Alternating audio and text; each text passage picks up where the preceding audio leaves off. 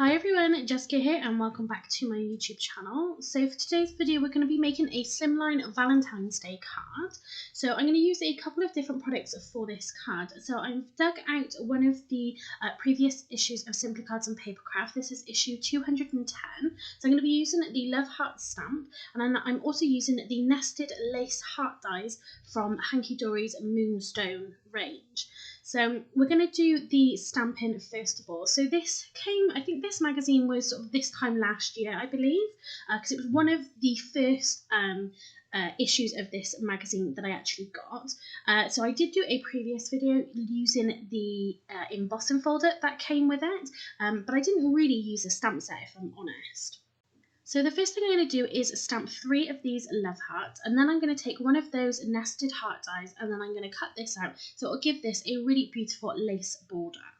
So I'm using my stamping platform because I'm going to use 3 different colours of Distress Oxide. So you've seen in other videos that I have tried to use Distress Oxides. I've not gotten fabulous results, so I'm definitely using my stamping platform so I can re-stamp this. But then I also decided to take my dauber, because I already had these out on my desk with the foam attached to it for the colours. So I'm actually applying the ink. So you see me first of all dab the ink pad directly onto the stamp, but I'm actually using now my ink blending tool to then apply the ink to the stamp, and I have to say this actually worked much better. So by using this ink blending tool, it gave me a much better impression. I did still have to do this a few times just to get a really solid impression, but I did find that the ink wasn't beading up on the surface like it does if you take the ink pad directly to the stamp. It was kind of laying on the stamp just a little better, and you can see here, the more that I do it, the better results that I get. Like I said, it's getting darker and darker because you're applying more ink, obviously, onto your stamped image. So the 3 colours of the Distress Oxide that I used was Dusty Concord, Picked Raspberry and Seedless Preserve. So I didn't want to go with that traditional kind of red theme, I wanted to go with the pinks and purples a little bit. So for this heart I'm using the Picked Raspberry colour, and you can see taking that ink pad directly to the stamp, the results aren't bad, so it's not beading up. You can see that the colour is on there, but I still went ahead and used my blending tool to ink up my stamp. And again, this just gave a really great impression. So again, I still did have to do this a few times just to make sure that I got all of the areas. But like I said, this was the first time that I've used the Distress ink pads to ink up my stamp and actually get really great results. So I could actually fit 2 of these love hearts onto this piece of scrap card. So all I did was rotate my card rather than taking my stamp out of the stamping platform. And you can see I'm doing the exact same technique again. This is now with the Dusty Concord colour. Normally I don't get on so well ink blending with this colour, but I do think that stamping with it in this way actually did give me that really beautiful deep purple colour. Now that I've finished the stamping, I'm going to take one of these nested lace heart dies and I'm going to line this up. So I've picked the size that fits best, so it's going to be a snug fit because I do want to fit 3 of these onto my Slimline card. Once I've got it lined up and I'm happy, I'm just going to hold that down with some washi tape. Then I can run that through my Gemini die cutting machine. So you can see I've die cut 2 of these already, and I'm just running my 3rd one through the die cutting machine, and you can see just how perfect the size of this nested heart is for this stamped image. So I didn't want to have a white border around it. I wanted it to be as snug a fit as possible, but still have all of that love heart design from that stamped image, and I think these came out really great. So you can see that these 3 love hearts fit perfectly onto our front panel that's going to go onto our slimline sized card. So I do end up trimming this down just a little bit more towards the end, just because I want to be able to see the patterned paper that we use as our mat and layer for our card. But I did feel that the background looked a little bit plain, but I didn't want to have anything that kind of took too much focus away from these love hearts because they are quite busy. So I did show you these love heart themed stencils in a previous video. So I'm just gonna do some love hearts at the bottom. I wanted something really subtle. So I'm gonna go with the Distress Oxide Spun Sugar for this. So this is a really light pink colour. And I'm gonna do this mainly at the bottom. So I wanted to have kind of a gradient effect where it was darker at the bottom and sort of basically fading just into white. So all I've done is turned my stencil over upside down, and I've taped my cardstock onto the back of that stencil. Then all I'm going to do is do a little bit of ink blending just through the stencil. So to get that gradient look with a stencil, I'm going to apply quite a lot of ink and a heavy pressure towards the bottom of the stencil. And I'm not going to add any additional ink onto my blending sponge. I'm just going to use what I've got and I'm going to blend that towards the top of the stencil. But I'm not going to go right the way to the top because I don't want to get kind of a harsh line. I want it to fade out into the white. I think stenciling this in such a light colour like the sponge sugar has worked really well because it makes the background just a little bit more interesting, but again, like I said, it's not pulled any focus from those main 3 love hearts, and that's really what I want the main focus of this card to be.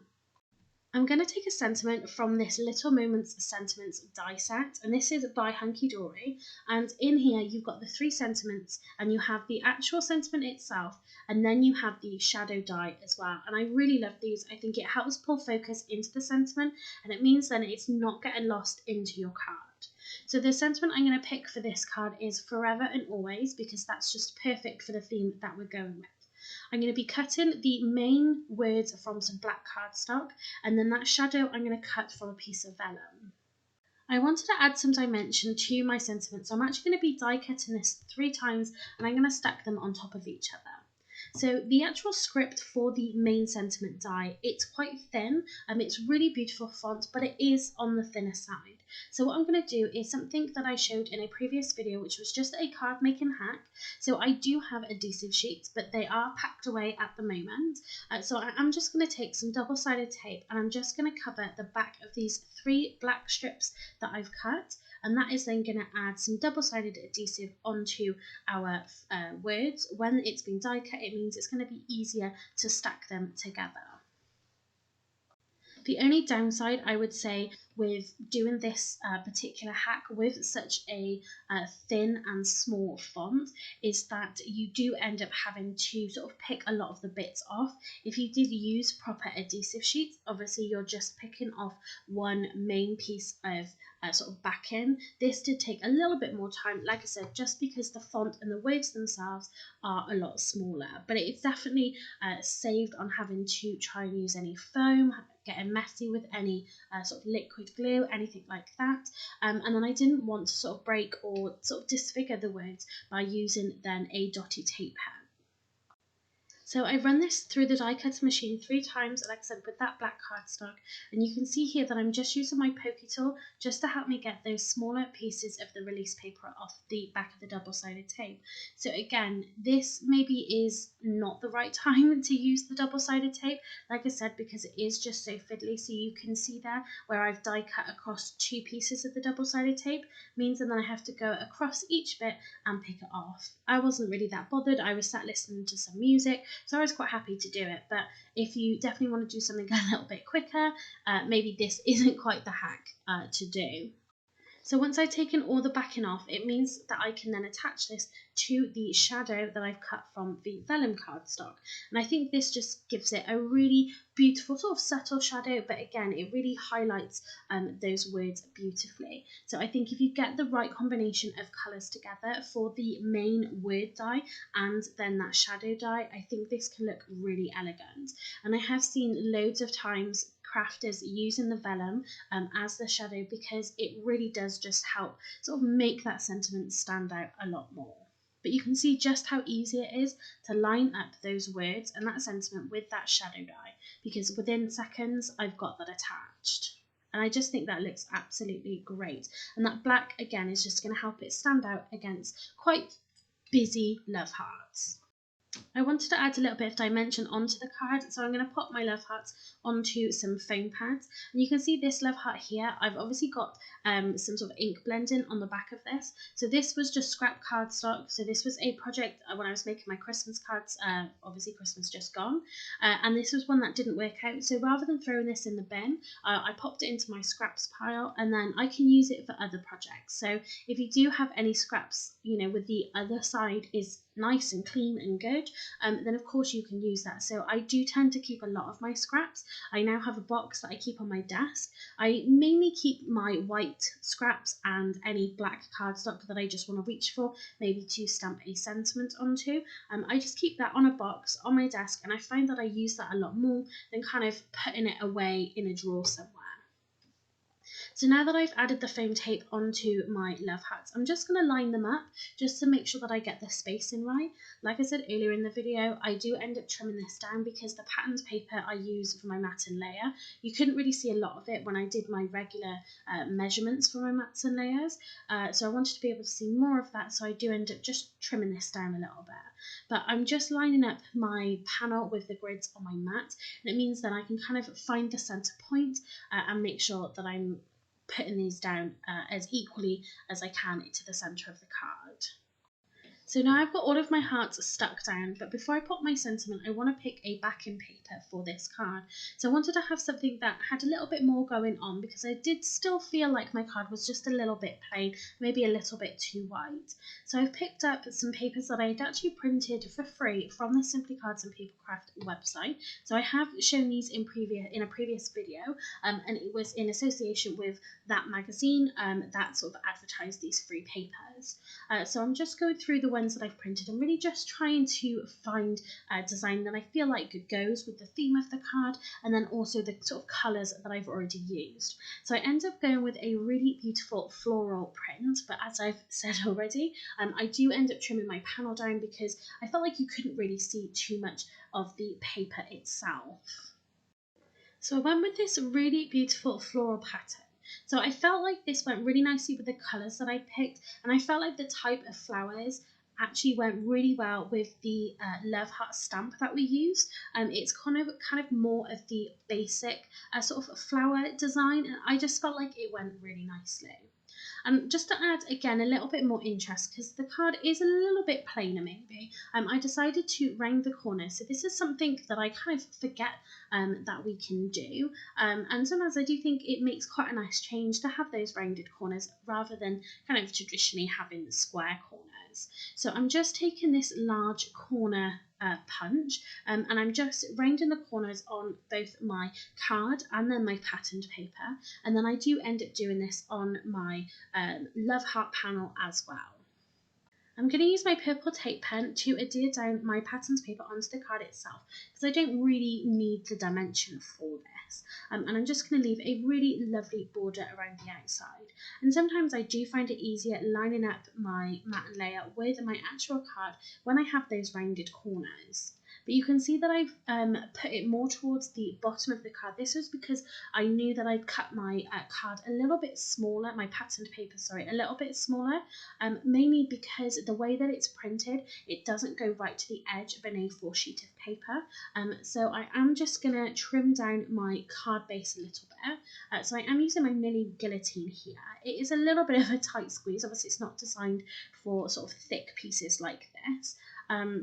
But I did just trim those down, and then I will just re-punch the corners of the card itself. So I'm going to use my purple tape pen again to adhere down my love heart panel onto my card, and you can see that you can just see a little bit more of that patterned paper, and I think it's just really great to kind of showcase that a little bit more, but it doesn't become sort of too overwhelming, and then I feel like the eye still really goes in towards those love hearts really beautifully. So that's sort of the main portion of the card constructed. So now we've just got to pop our sentiment on, and then we can just do a little bit of embellishing. So I do try to use my tape pen. I'm only taping sort of the middle section of my sentiment because I'm going to let either end hang over the side of the love heart.